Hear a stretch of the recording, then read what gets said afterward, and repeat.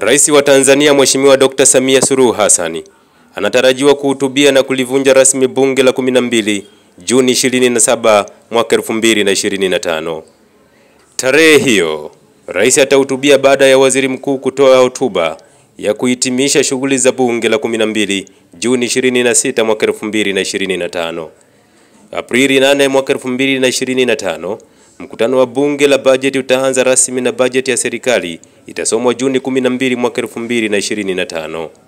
Kesho Machi 10 mwaka 2025, vikao vya kamati za kudumu za bunge zitaanza na serikali itawasilisha kwa katibu wa bunge nakala za dondoo za vitabu vya bajeti pamoja na randama za makadirio hayo kwa mwaka wa fedha 2025-2026 kwa mujibu wa kanuni.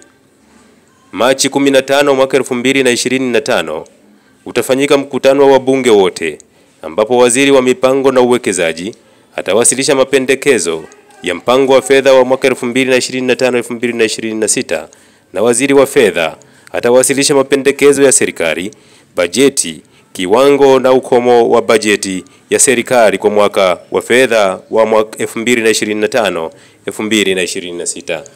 Hii ni taarifa ambayo inaeleza kwamba Rais wa Tanzania Mheshimiwa Dr. Samia Suluhu Hassan anatarajiwa kuhutubia na kulivunja rasmi bunge la 12 Juni 27 mwaka 2025.